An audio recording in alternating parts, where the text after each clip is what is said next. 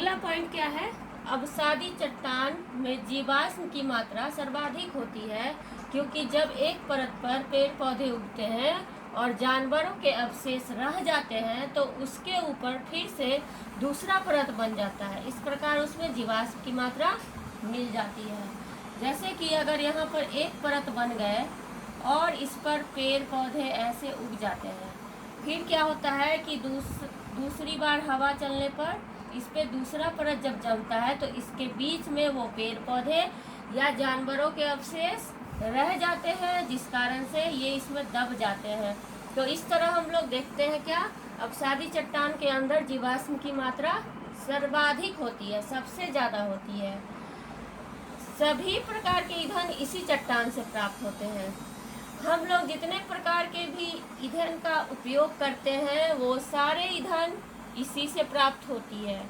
इससे क्या होता है, सभी प्रकार के ईंधन प्राप्त होते हैं। जो हम लकड़ियाँ जलाते हैं जिससे खाना पकता है या फिर और भी अन्य ईंधन हैं, वो सब इसी अवसादी चट्टान से प्राप्त किए जाते हैं। यह चट्टान जल और स्थल दोनों पर बनते हैं। जैसा कि मैंने बताया कि बारिश के पानी में भी इससे चट्टान बनते हैं और हवा के द्वारा भी एक जगह से दूसरे जगह चट्टान बनते हैं, उड़कर जाते हैं और चट्टान का निर्माण होता है।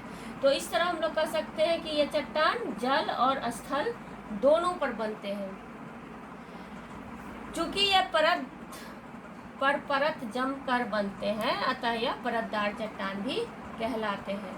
ये तो ऐसा नहीं है कि एक ही जगह बन जाता है, ऐसे ऐसे ऐसे बारिश के पानी से बहकर आया और बन गया, ऐसा तो नहीं होता है। एक बार बना, फिर दूसरी बार बारिश हुई, दूसरी बार बना, फिर परत बन गया, फिर तीसरी बार बारिश हुई, फिर परत बन जम गया, तो इस तरह से ये टीला बन गया। होता है ना ऐसा चट्टान।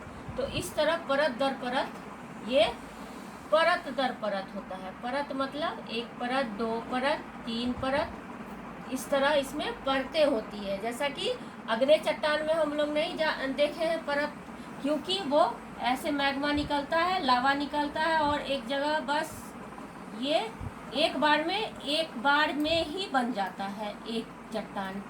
जैसे कि एक बार अभी ज्वालामुखी फटा, निकला और यहाँ पे जम गया, ठंडा हुआ, बस लावा बन गया।